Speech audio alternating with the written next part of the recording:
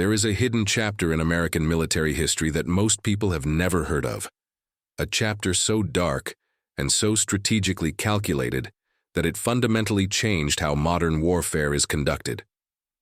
It's the story of the Phoenix program, America's most controversial and brutal campaign during the Vietnam War, and it remains one of the most consequential black operations ever conducted by the United States government. The Vietnam War wasn't just about soldiers on battlefields. It was about controlling territory and controlling people.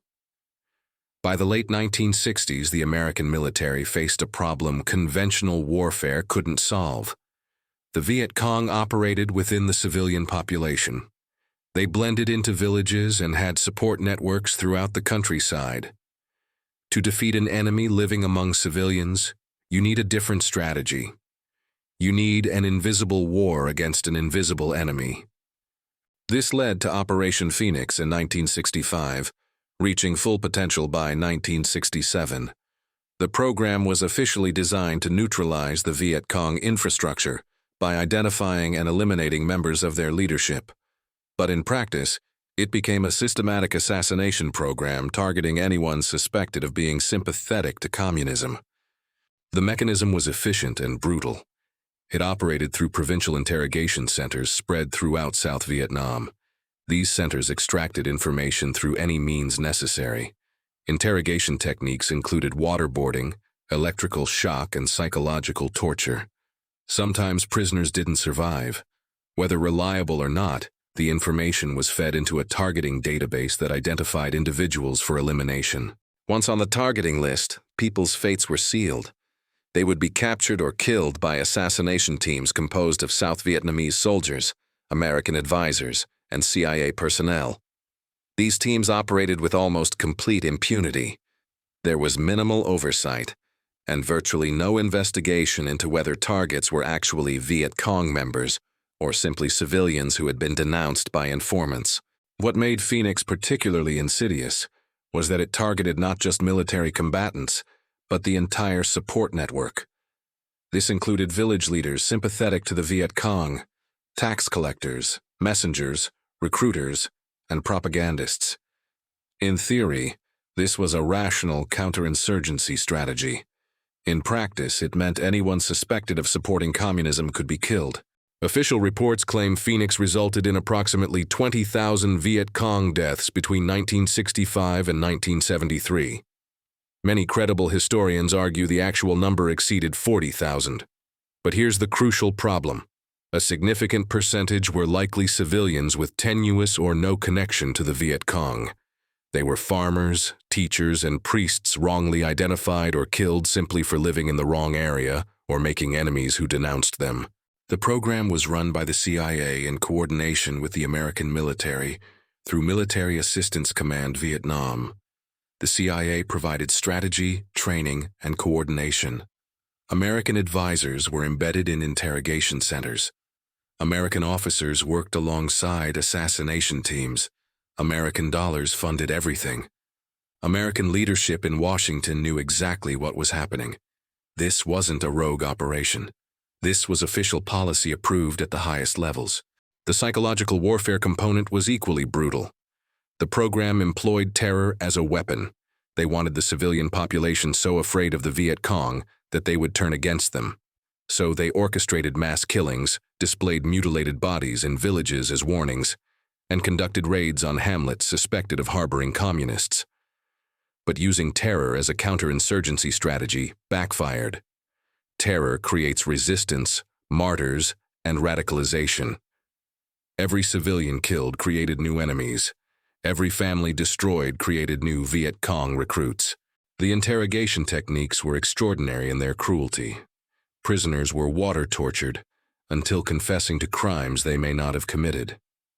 Electrical current was applied to sensitive body parts.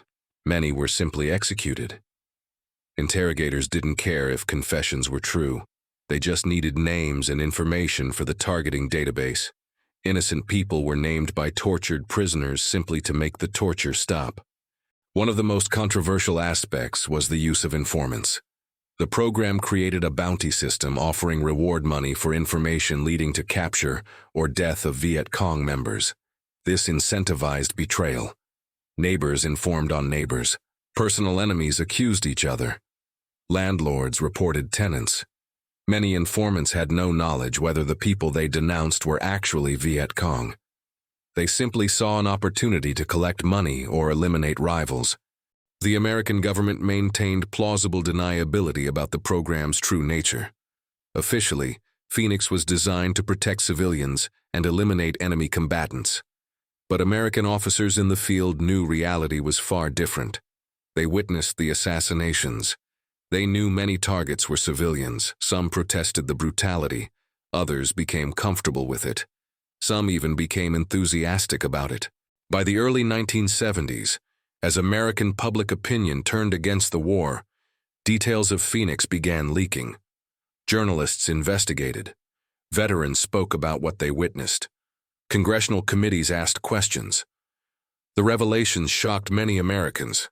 Here was evidence that the United States government was conducting a systematic assassination program targeting civilians. The program was publicly exposed in 1971 when the Pentagon Papers were released. Phoenix became a symbol of American brutality and moral compromise in the Vietnam War. It became harder to maintain the fiction that this was a war against enemy combatants to protect innocent civilians.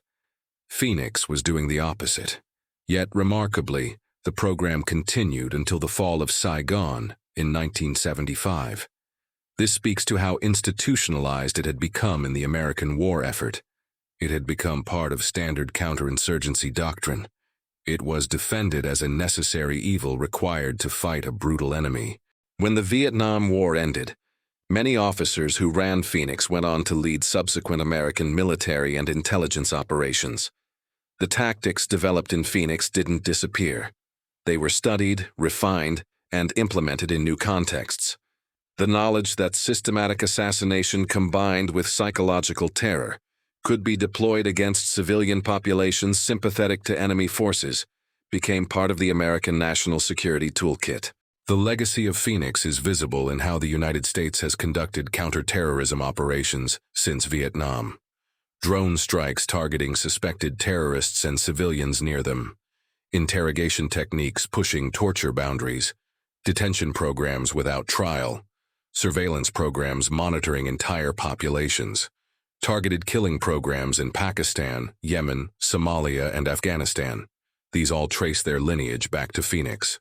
The program also shaped how intelligence agencies think about counterinsurgency. The idea that you can defeat a rebellion by systematically killing suspected supporters became embedded in American military doctrine. The notion that terror can be a useful tool when applied correctly became accepted among defense planners. Phoenix wasn't an aberration. It became a template. Yet few Americans know about Phoenix. It doesn't appear in most history textbooks. It's not widely taught in schools. Many Vietnam War documentaries don't mention it. The program exists in historical shadow, known by historians, but largely absent from public consciousness. This despite killing tens of thousands and fundamentally shaping American national security policy for decades. The ethical questions remain unresolved. Were the operations justified as necessary response to a brutal insurgency, or were they war crimes? Was Phoenix effective, or did it create more enemies than it eliminated? Different people answer differently based on their values.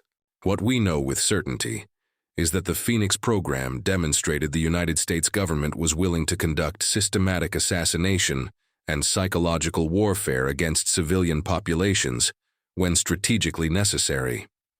It demonstrated that democratic governments with free press and constitutional protections can still conduct massive covert operations hidden from public scrutiny. It demonstrated that rhetoric of freedom and democracy can coexist with practices of terror and murder. Understanding Phoenix is important not just as historical knowledge, but as a lens to understand current events. It helps explain why the United States has conducted recent operations. It helps explain why torture and assassination have become accepted tools of American statecraft. It helps explain the moral and strategic assumptions guiding American national security decisions. The Phoenix program was officially terminated in 1972, though operations continued until the war's end. But in a deeper sense, the program never really ended. Its logic, methods, and underlying assumptions about waging war against insurgencies persisted long after the program itself was dismantled. Understanding this is crucial to understanding modern American military operations. The story of Phoenix is ultimately about power, secrecy, and the capacity of democratic governments to wage war in ways remaining largely hidden from public view. It's about how rhetoric of defense and counterterrorism can justify practices condemned in peacetime. It's about how technologies and techniques of assassination can be refined over time. Most importantly, it demonstrates the importance of transparency, accountability, and public oversight of military and intelligence operations. Because when operations are hidden, when they operate without accountability, when justified by officials as necessary but never seriously examined by elected representatives or courts, they become increasingly brutal and divorced from the stated values of the nation conducting them. The Phoenix program represents a turning point in American warfare. It marked when the United States government formally embraced assassination and terror as tools of statecraft during active military conflict. Understanding that history is essential to understanding the world we live in now